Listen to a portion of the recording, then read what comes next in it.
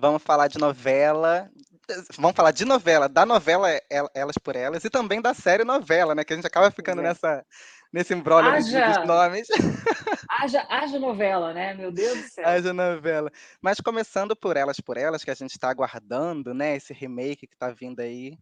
As gravações já começaram, né? Que você falou. A gente E ainda está na preparação. Amanhã, sexta-feira, é o último dia de preparação e começamos a rodar mesmo na semana que vem. beleza. E é a sua primeira novela como protagonista, né? Então imagino a É, ansiedade aí nisso tudo também.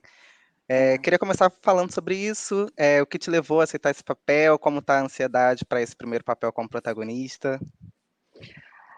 Eu acho que, bom, primeiro o que me levou a aceitar, acho que antes de mais nada, é a minha admiração e a minha confiança na Amora Maltner, assim.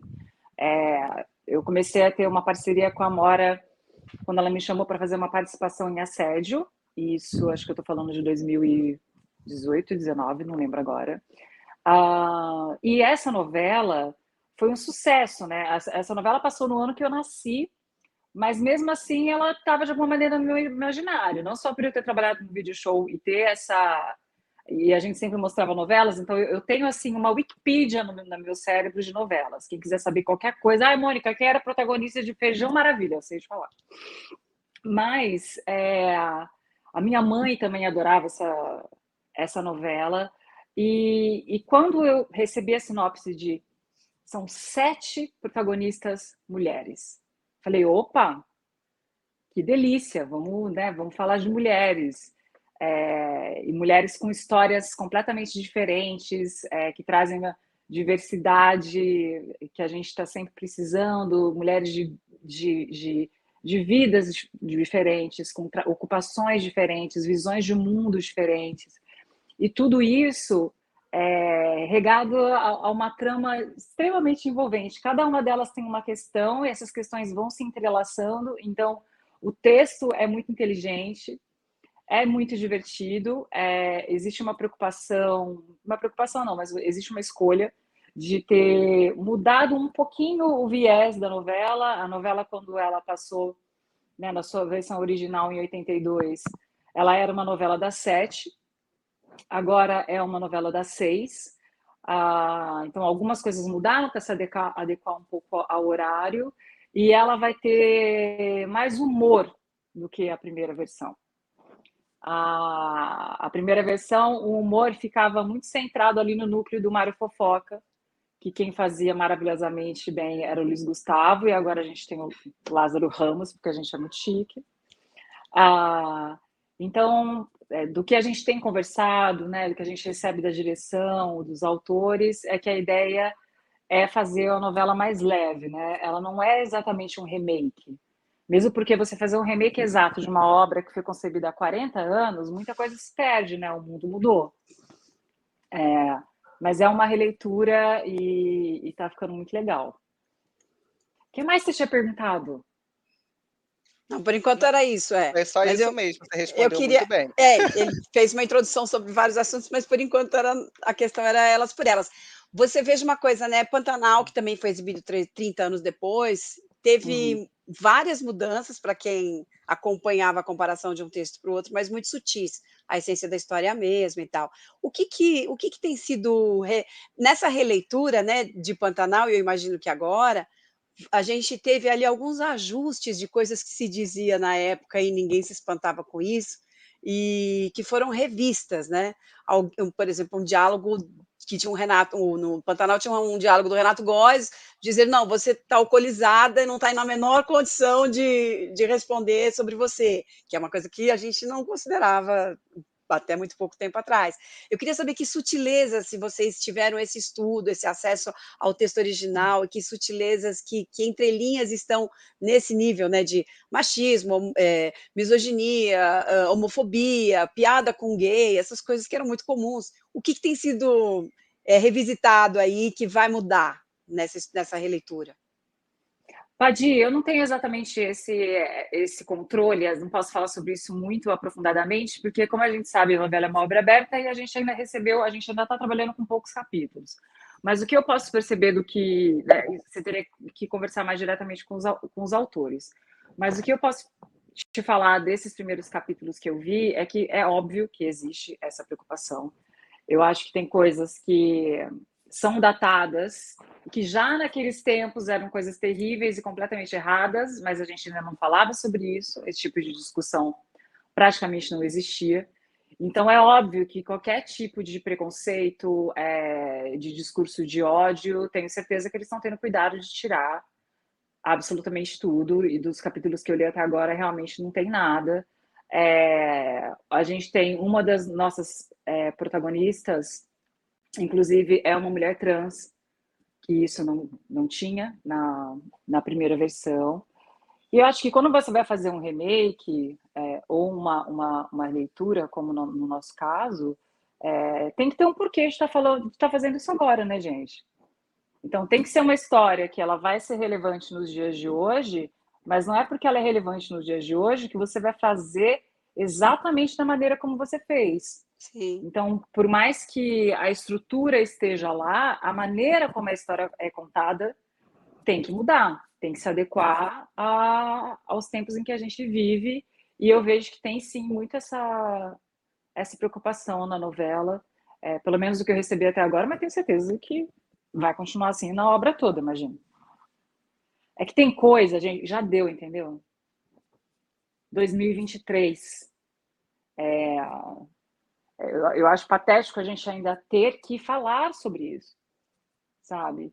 Quem dera a gente não precisasse mais falar sobre isso, quem dera a gente não precisasse mais se preocupar com esse tipo de coisa, né? Que fosse uma coisa já nossa natural do dia a dia, não preconceito, piada com pessoas que são diferentes de você. Não existe isso. E é uma coisa muito recente, assim. Eu estava vendo uma obra outro dia, acho que de 2011, que tem coisas que já são inconcebíveis. Então, se uma coisa de 2011 já seria impraticável, imagina de 1982. Sim. Que bom, né? Que a gente, pelo menos. É recente essa mudança, mas que bom que ela está acontecendo, né? Mas E. e ela também está só começando. A gente ainda está muito no começo, tem muita coisa para ser discutida, para ser mudada, mas acho que tenho a impressão que nos últimos 5 anos o debate se abriu, sabe? Uma espécie de primavera, assim, para a gente falar sobre as diferenças e preconceitos. E o que muda na sua personagem também? A Natália, né, que foi representada lá atrás pela Joana Fon. O que muda na Natália? Primeiro, antes de falar o que muda, eu preciso falar uma coisa. Joana Fon sempre foi uma das minhas atrizes favoritas. Eu me lembro de eu ser pequenininha e assistir Tieta, ela fazendo uma das maiores personagens da teledramaturgia brasileira, que era Perpétua. Então, quando eu vi que era Joana Fon, eu falei, minha Nossa Senhora, eu vou fazer a personagem que foi de Joana Fon. Num primeiro momento, eu tinha escolhido não assistir o remake, porque a gente sempre fica com medo de ficar se comparando, de repente, a sua percepção da personagem, a sua interpretação, ela fica muito ligada, ela fica muito dependente da interpretação daquela primeira atriz. Então eu falei, cara, não vou ver, mesmo porque se eu começar a me comparar com Joana Fon, acabou o trabalho. Eu vou ficar paralisada, eu não vou fazer nada. Mas depois eu decidi assistir pelo seguinte, a atmosfera da novela mudou um pouco. Então, o que eu vejo na primeira versão é que a personagem Natália, da Joana Fon, ela era inteiramente sombria.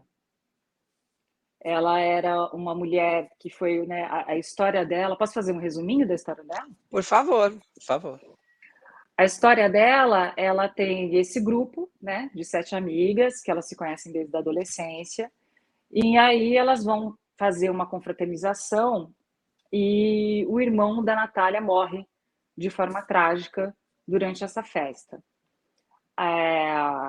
E esse trauma a Natália nunca supera. Então, e isso aconteceu há 20, 25 anos. Então, ela é uma mulher que ela vem sendo atormentada por esse trauma ao longo da vida. Na primeira versão, a Joana Fon faz de maneira brilhante, mas a Natália era um pouquinho diferente do que a gente vê da Natália hoje. A Natália da Joana Fon era realmente essa mulher que era só amarga só ressentida, traumatizada, com uma busca de justiça, mas se você olhar direito é vingança. E tudo isso está presente na Natália que eu vou interpretar. Só que agora Natália vem com outras nuances aí, assim. Então, acho que é uma coisa que... Ai, meu Deus, eu não sei se eu posso falar as coisas. Dá Eu adoro quando chega nessa parte. Não sei se eu posso falar as coisas. E a gente fala, pode, claro. Pode, né? Lógico que vocês vão falar, né? Vocês são burros. Mas uma coisa que eu posso dizer é a minha Natália, diferente da Natália da Joana Fon, ela não é uma mulher que ela é só atormentada e ressentida. Todo esse trauma gerou uma outra espécie de desequilíbrio. Então, ela vai de 8 a 80. Ela é uma pessoa que ela está num campo ali de uma espécie de bipolaridade. Então, ela tem os momentos de profunda raiva, profunda tristeza, de revolta. Ao mesmo tempo, ela tem momentos de euforia, de até, às vezes, se desligar um pouco da realidade.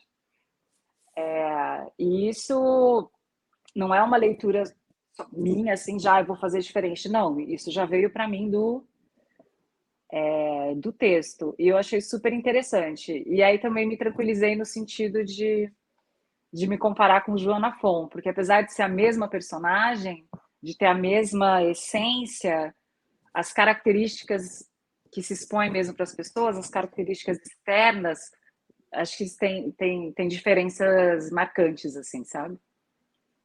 Muito bom, gostei. Eu amava a Joana Fon também em Dancing Days, quando ela descabela toda Sônia Braga. Não sei se você chegou a ver isso, que você nem tem idade para isso, mas de repente, né, Mas, Globoplay Padi, tá aí. eu fiz video show, Padi. Você acha É que eu não vi essa verdade, cena? é Ela faz verdade.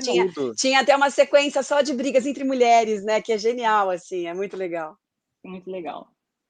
E Muito bom. você chegou a conversar com a Joana, né, porque se foi lá Não, revisitar. não falei com a Joana. Aliás, eu nem tenho vontade de ninguém. Pode falar a verdade? Eu tenho medo de falar De com a Joana. de falar com ela? Assim, eu tenho uma coisa, Padi. Eu agora, acho que esse ano, se não me engano, faz 13 anos, né, que eu tô na televisão. Mas eu sou meio caipira com as pessoas que eu admiro muito, assim. Teve um dia que para dar um exemplo, teve um dia que eu estava saindo do Projac, durante a Dona do Pedaço, a última novela que eu fiz, e Dona Fernanda Montenegro saiu e estava esperando o carro junto comigo. Eu vi a Dona Fernanda Montenegro, meu coração acelerou, eu dei um primeiro passo até ela e voltei a sair correndo e falei para o meu motorista, vem daqui 10 minutos, porque eu não tinha coragem de ficar ali ao lado dela fingindo normalidade. E eu não tive coragem de falar com ela. Sim. Então, tem um lado meu de a Paula Lavigne é muito minha amiga, ela fala assim pra mim, larga a mão de ser caipira. Eu tenho, com as pessoas que eu admiro muito, assim, eu sou meio comedida.